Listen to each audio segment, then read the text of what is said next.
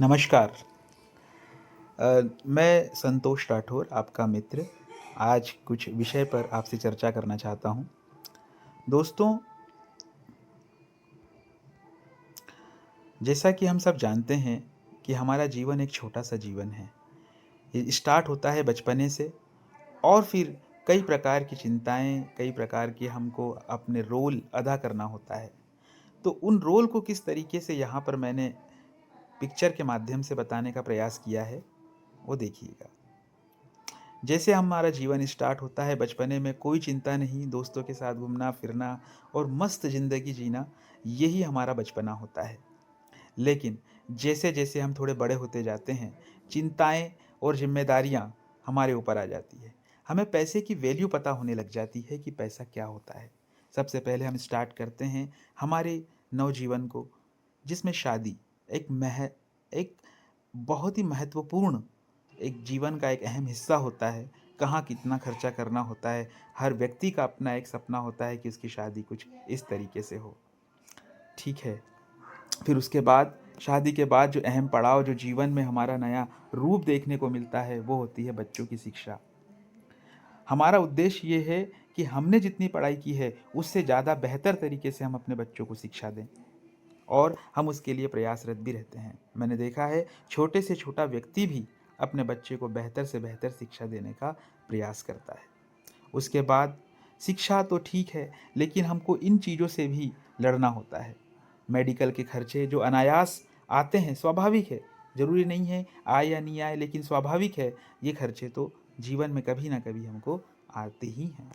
इसके साथ में अगर इतना सब कुछ हम कर रहे हैं, तो इतना सब कुछ ज़िंदगी में कब बीत जाता है समय और हमारी बारी आ जाती है रिटायरमेंट की।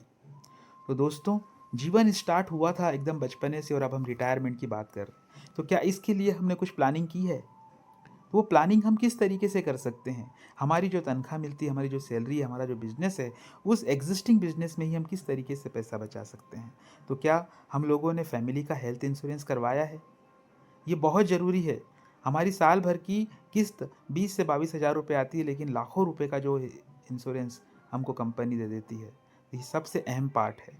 हम कितना भी पैसा बचा लें, लेकिन हेल्थ इंश्योरेंस हमारा सबसे पहली प्रायोरिटी होना चाहिए। दूसरा होता है लाइफ इंश्योरेंस।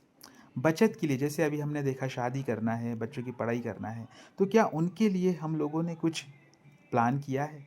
तो लाइफ इंश्योरेंस यानी हमारी सैलरी का कुछ अकाउंट में हमको अमाउंट जमा करना होता है और ये बहुत ज़रूरी चीज़ें हैं। हमें अभी वर्तमान के साथ-साथ भविष्य को भी लेकर सोचना होगा।